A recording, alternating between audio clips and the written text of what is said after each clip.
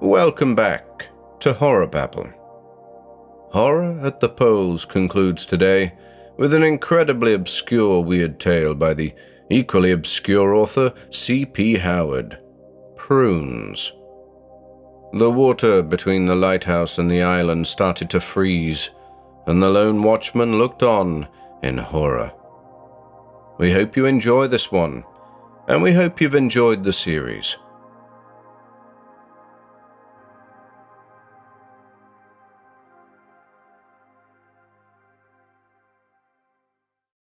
Prunes by C.P. Howard. Journal found in a deserted bothy in the Outer Hebrides.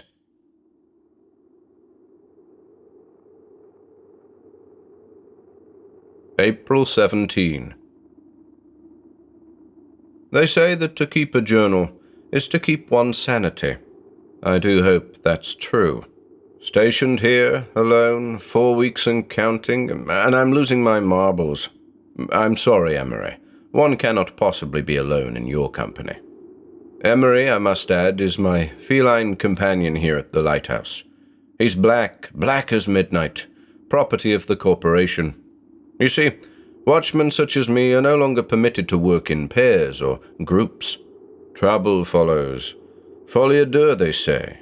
Paranoia, mania. But a lone watchman and a corporation cat, that ought to be sufficient. We'll see about that, won't we? I've never been much of a diarist. I don't really have the aptitude for it. I'm a technician. I observe. Adept analysis doesn't allow for superfluous deviation. But I'll try. Try to put it all down. My thoughts, my feelings. If for no other reason than to pass the time. The dreadful, monotonous time. Again, I'm sorry, Emery, but conversation with you is very one-sided. I'm unable to interpret your incessant purring, calming though it might be. As I said, I've been here for over a month. Arrived March 20. Relieved my predecessor and his cat, and went about the business of applying the personal touches a studious watchman requires. The lighthouse stands on a rocky outcrop, or quay, just half a mile from the island. They say that it has been here for a long time. Centuries. I don't know about that. But the island, I'm hesitant to name it here, has been here for millennia. It projects from the sea like a cluster of cathedral spires, woefully barren, and topped with ice. It's the reason I'm here. The reason my predecessors were here. And the cause, no doubt, of the trouble I mentioned earlier. Sitting by the window in the watchroom, which is up on level 3, Emery at my feet, fire in the stove, the island ogles me with shimmering, hostile eyes. If it wasn't for the money, I wouldn't be here. But the money is good. Very good. It has to be, all things considered. Still, I'd rather not be here. I miss the warmth of the sun and the cafes along the promenade. I'm a people watcher at heart, observing the comings and goings of strangers as they order a cappuccino and read a book, or gaze longingly at the sapphire waters. The latter I can do at least. The ocean is all about me, a vast desert, flat and expansive. Astonishing, really. April 19. Cats are sensitive creatures. It was the marked change in Emery's behavior that alerted me to the onset of the blizzard last night. We were in the watchroom, some 50 meters above the waters below, when suddenly my feline companion approached me and proceeded to brush up against me fitfully. A distant wail followed, accompanied by the unmistakable but initially sporadic pitter-patter of hailstones against the north window. The storm proper wasn't far behind, bearing down on the lighthouse with great rapidity. Emery became quite twitchy, emitting a low yowl, trotting back and forth by my feet, demanding attention. This I gave him, as the hail, robust and pitiless, continued its assault. The invisible wind howled ceaselessly, not to be hindered by the minuscule lighthouse in its path. We hunkered down, Emery and I, my gaze fixed on the north window, praying to God that the thick glass would remain intact. Eventually my prayers were answered. The blizzard passed over us and left us in peace, fading like a whirling wraith in the southern gloom. The night sky thereafter cleared, revealing the sparkling stars in all their glory. The aurora borealis danced a dim waltz, sage green and crimson red.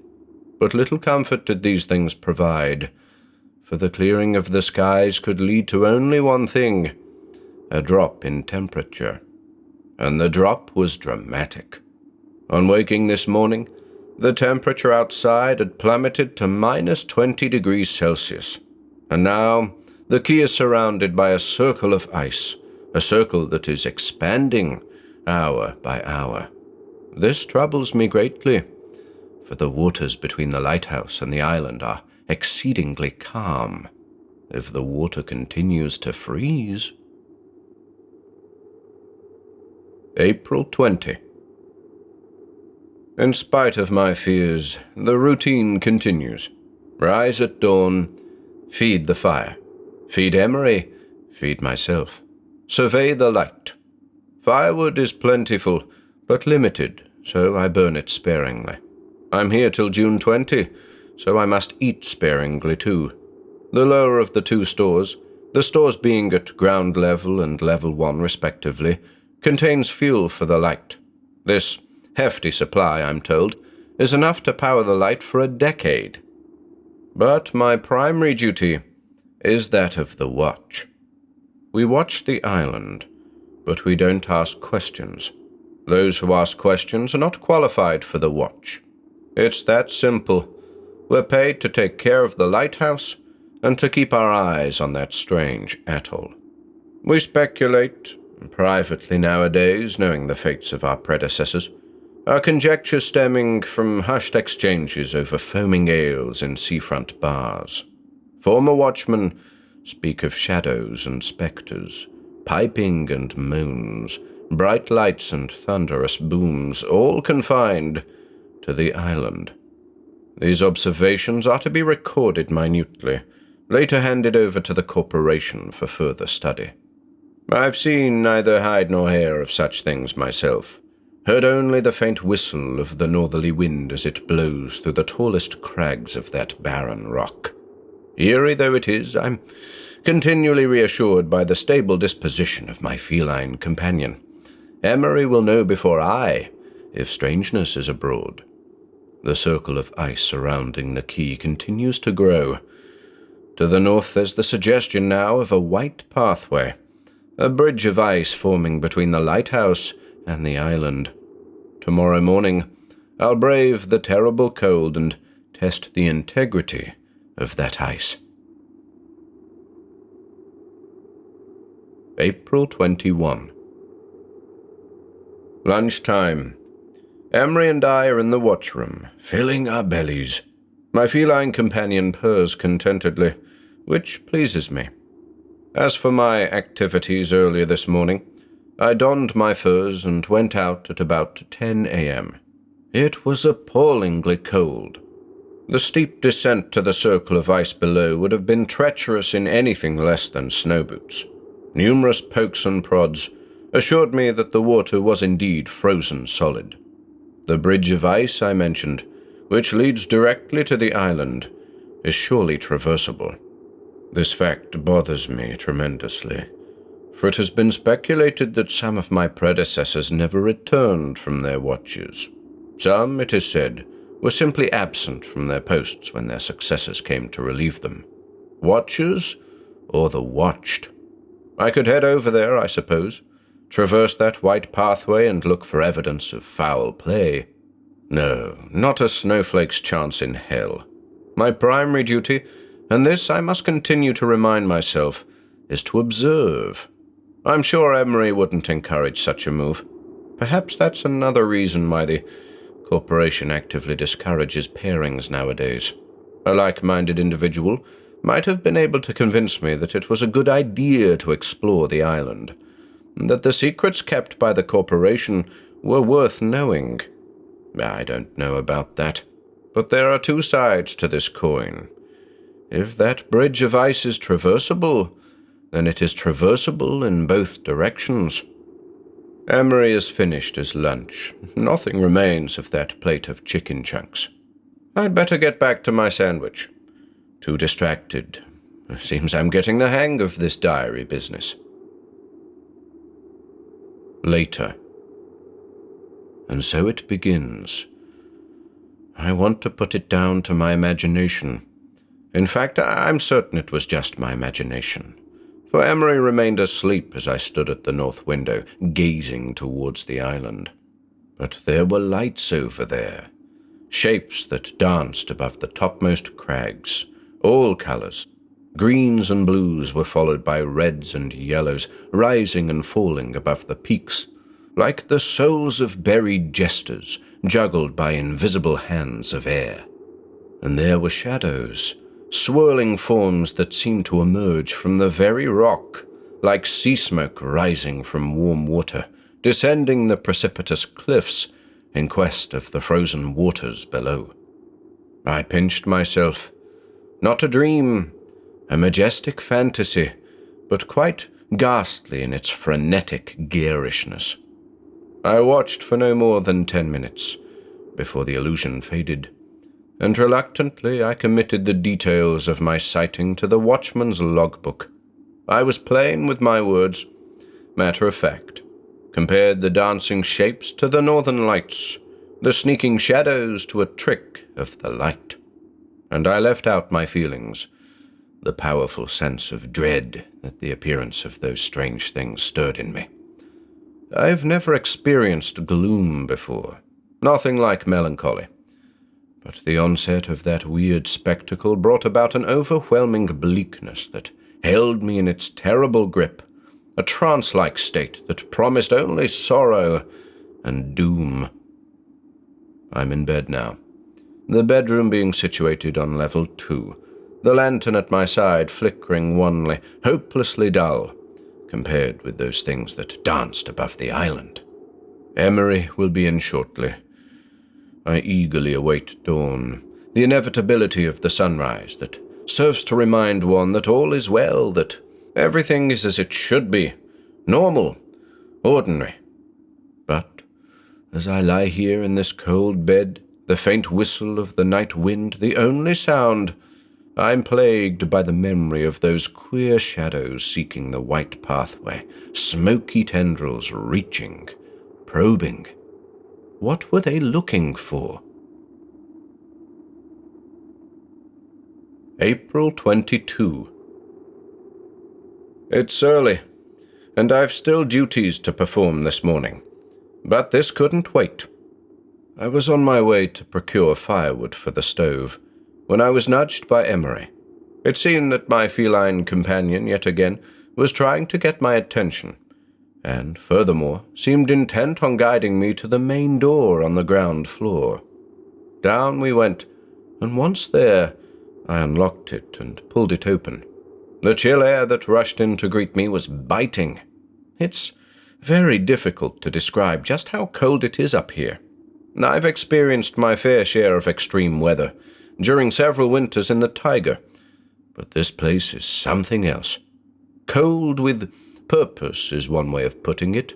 A cold that has something to say, something of great importance. But there was something else out there waiting for me this morning. Emery emitted that low yowl of his, only the second time he'd done so. A series of footprints were visible in the compacted snow, leading right up to the door. Not my steps from the day before. These were narrow prints, made by slender, booted feet. Donning my furs, I stepped outside, ignoring the cat's hiss of disapproval.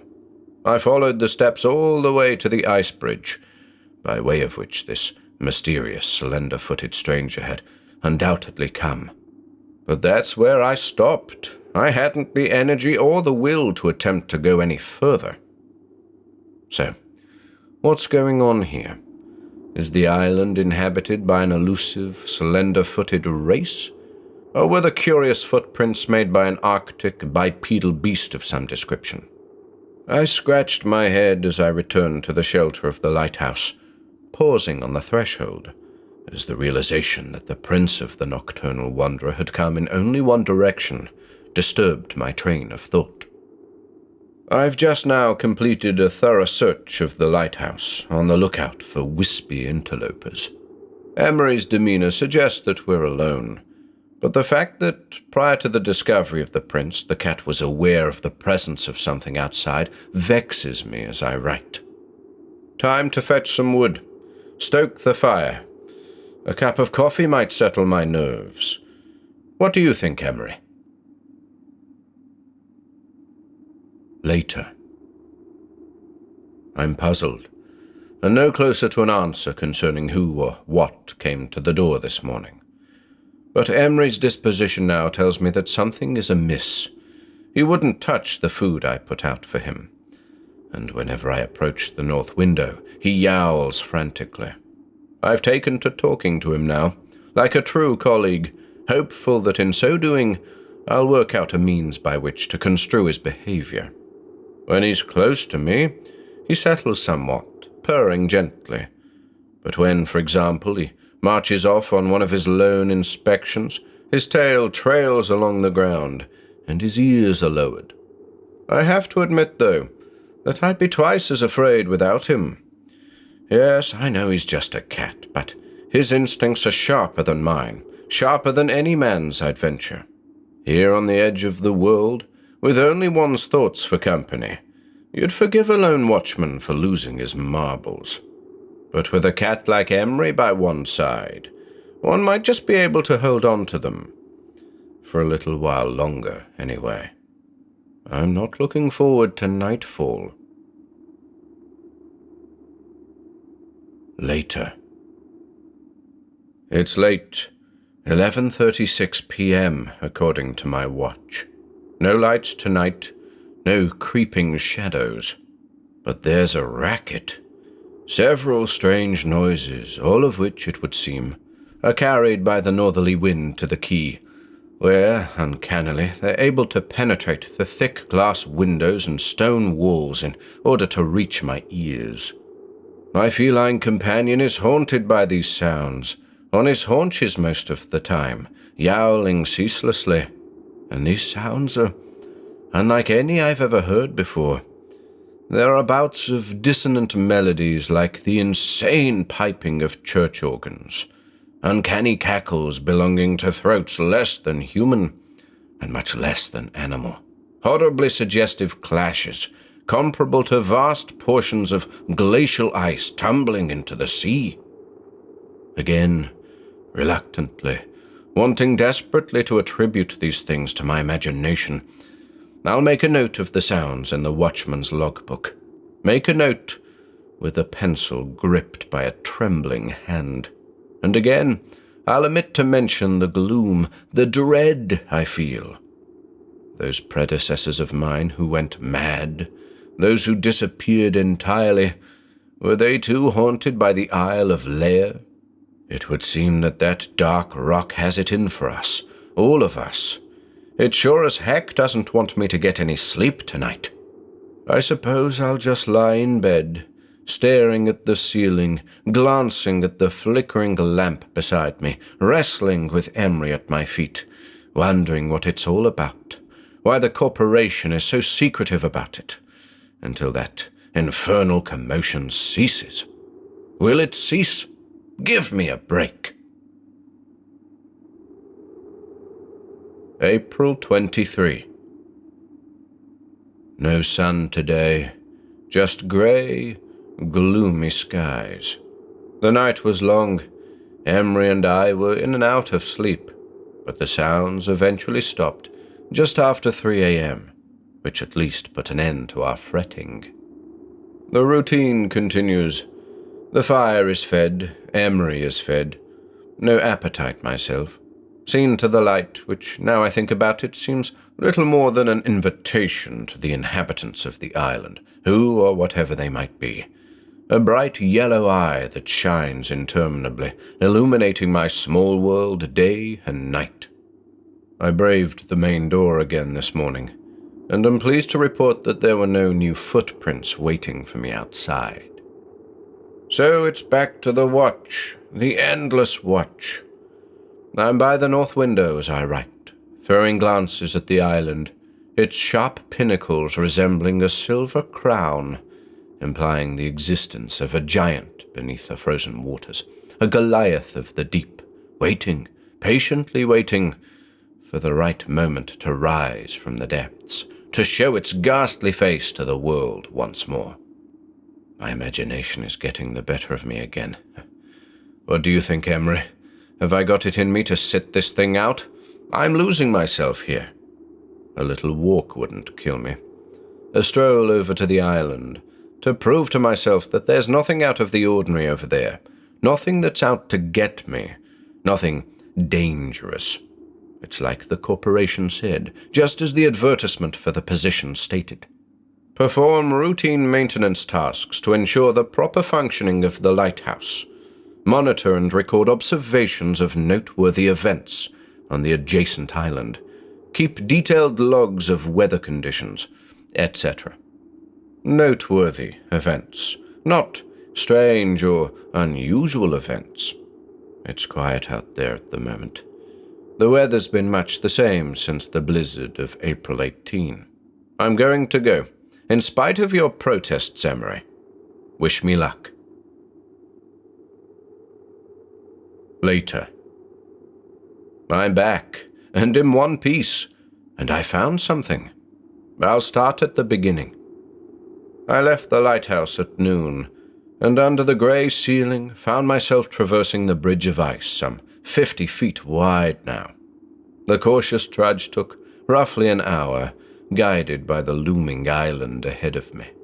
I swear, that place is much larger than it appears from the quay, sheer and oppressive, towering above you like a colossal fortress, impenetrable. The silence of the place dominates all. It's intimidating. Constantly I found myself looking over my shoulder, to the left and to the right, sensing eyes on me with every step. Reaching the island proper, I clambered up to the cliff face, and saw that there were numerous cave mouths, one of which I discovered was large enough for me to crawl into. I hesitated only a moment before plunging headlong into that dark passageway, withdrawing my torch as I did so. I inched forward some 30 feet or so, before coming across the things which I thereby retrieved. A wool coat, heavily tarnished, and the water-stained remains of a journal, the name Brumley just about legible on the front cover. If there was a body back there somewhere, I was reluctant to look for it, for what I read on the few pages that remained intact persuaded me to leave immediately. As I said, I made it back unharmed, and with both the coat and journal in my possession. Rather than quote from it, I'll attach the untarnished pages to this journal, and add notes as appropriate. Brumley's Journal. The first of the 3 pages is partially water-stained, and so the legible portion of the page begins mid-sentence. Any other time of year, the climb would have been impossible, but I managed it just about. I reached a ledge and saw a narrow fissure in the rock that seemed to provide a safer route to higher ground. I took this route and found that I was climbing at a much gentler gradient, all the while moving further and further towards the center of the island. I must have climbed for several hours in this fashion, thankful that I brought a handful of snacks along with me for the journey. Not enough, mind, but better than nothing at all.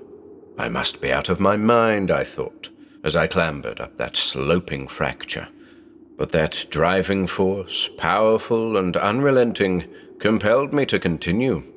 I mustn't turn back, I said over and.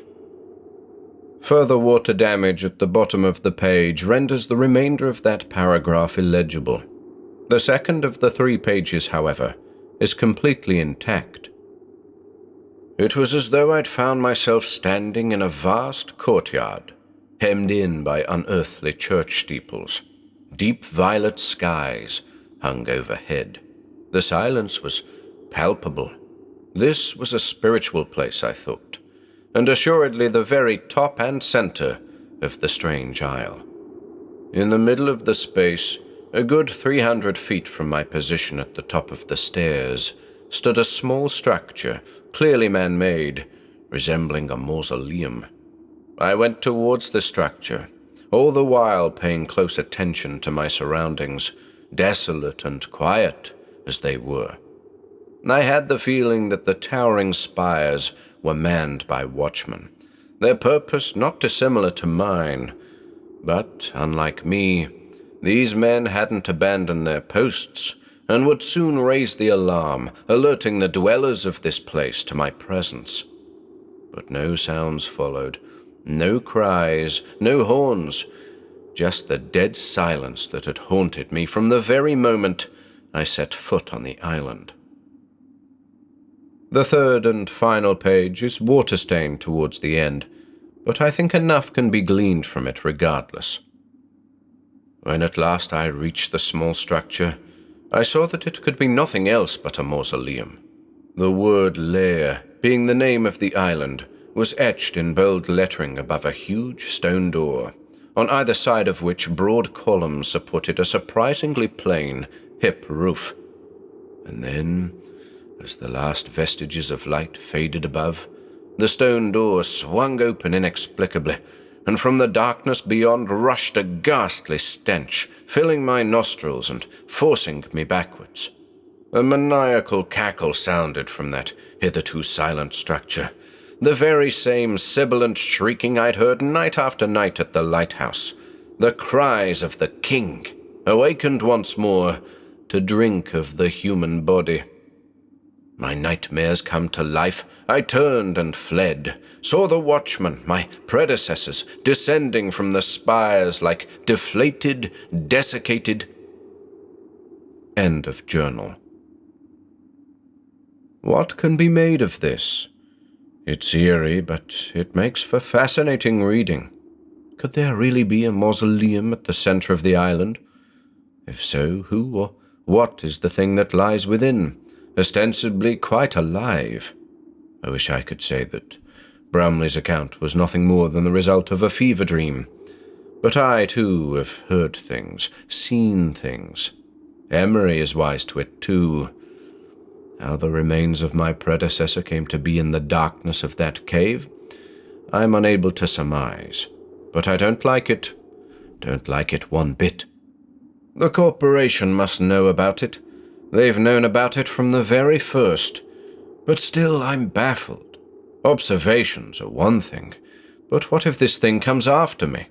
I've no means to sound the alarm, no means of escape. What are we to do, Emery? The cat has nothing to say on the matter, but he's very vocal about Brumley's coat. Can't blame him, really. It stinks. April 24.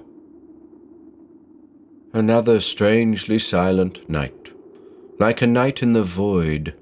Slept better, though. Emery seems all right, since throwing that coat out, that is. Watched me do it, too. We could do without the smell of death in here. In spite of all I've experienced, the routine continues. Feed the fire, feed Emery, feed myself, survey the light. Nothing out of the ordinary today. Glum. Later. Emery knew it was going to happen before it happened. He approached me, yowled quietly.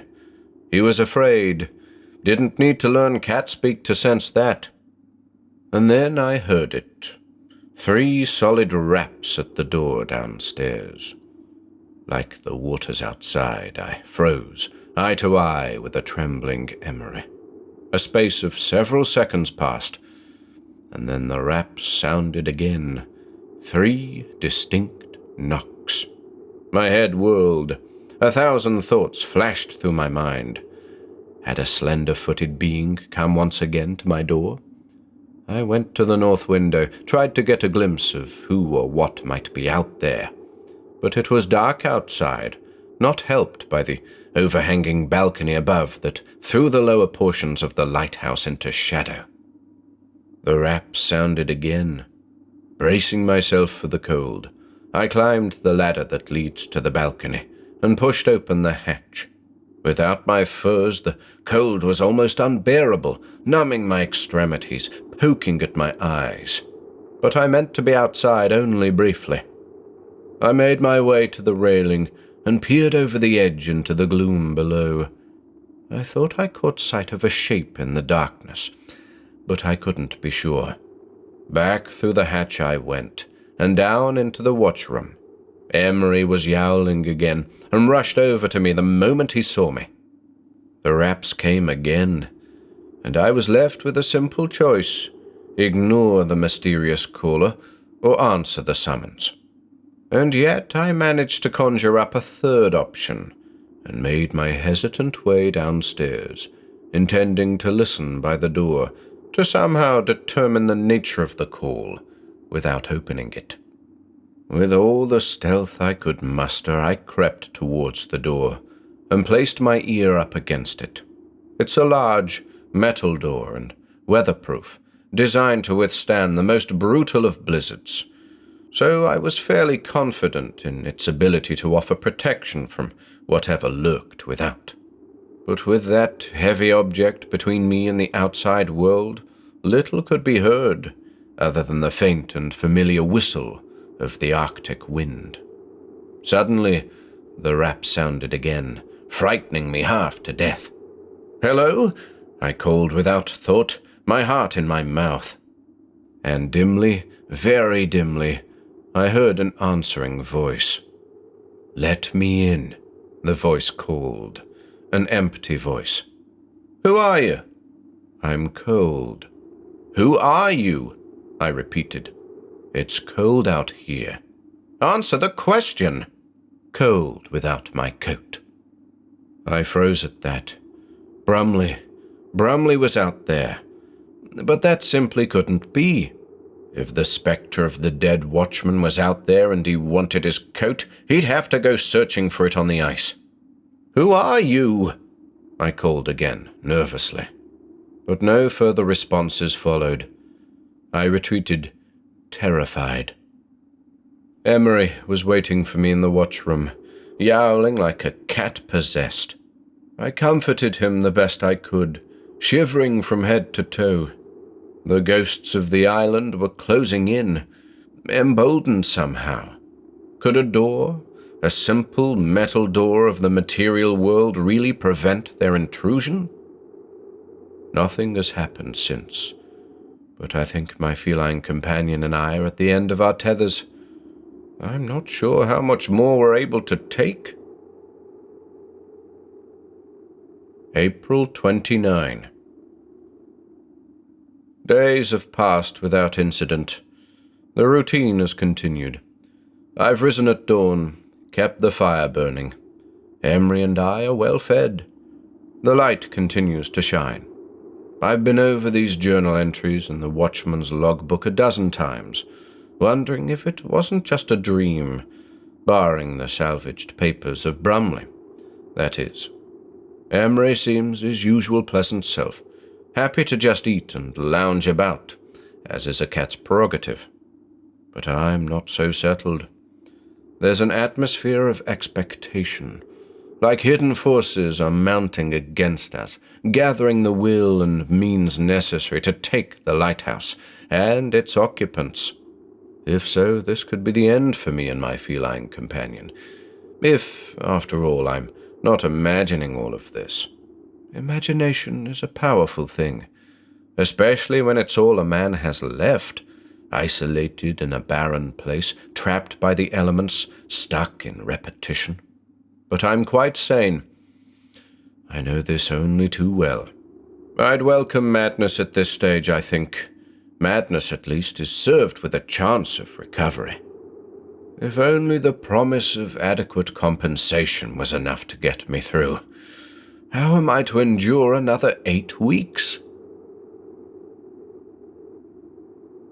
Later. The end is near. They're coming. I'm by the north window, Emery at my feet, quivering. Under the light of the aurora, the king approaches. He's a mass of color, sometimes liquid, at other times solid, taking the form of a giant, like the Jatnar of the Norse. His shrieks penetrate this humble lighthouse, ghastly proclamations of intent. Behind the king trail the slender-footed shadows of men, looking to my squinting eyes like emaciated corpses. Brumley is among them. I can just about make out his distinctive wool coat. Must have found it, after all. It's a nightmare procession, a fleet of ghouls commanded by a spectral monarch. They advance so slowly. Why do you tease me, my king? Be merciful and plunge thy blade deep into my breast. And yet still, the ethereal army creeps and crawls. Slender feet trample the ice. Their shimmering leader conducts them like the shriveled members of a dead orchestra. The king's music is dissonant and terrible, not meant for the ears of men. Surely it was composed for hell's welcome ceremony. The watch is over. No longer can I gaze on a spectacle such as this. My head hurts, my limbs ache. Must find a way to keep them out. Thoughts on paper won't save me, nor you, Emery. But wait, there's a rapping at the door. It's coming in threes, just as it did before. 'Tis a sound I just cannot ignore. What will I do about these things at my door? Later. They're inside. I've barricaded the door to the watchroom. Emery and I are cowering by the stove. I thought about setting fire to the fuel in the store, but I can't get to it now. The king and his followers have brought their maddening music to the lighthouse and mean to take the cat and me, by any means possible, back to the island, to that courtyard at its center, overlooked by the lofty cathedral spires, into the blackness of his unholy mausoleum. To what ultimate end I dread to think. They're at the door now, dozens of lumbering forms, hammering with withered fists, the serpentine shadow of the king at their backs, urging them on. I hear the splintering of wood. The cat is at his wit's end. It's over. What can be done against such things? This mysterious king and his acolytes of darkness. What else is there to say? I'm sorry, Emery. If somebody finds this journal, I beg of you, demolish the lighthouse, abandon the watch. We don't belong here. Don't come looking for me, for my feline companion and I are bound for the island, to be drained by the king, desiccated, turned to prunes.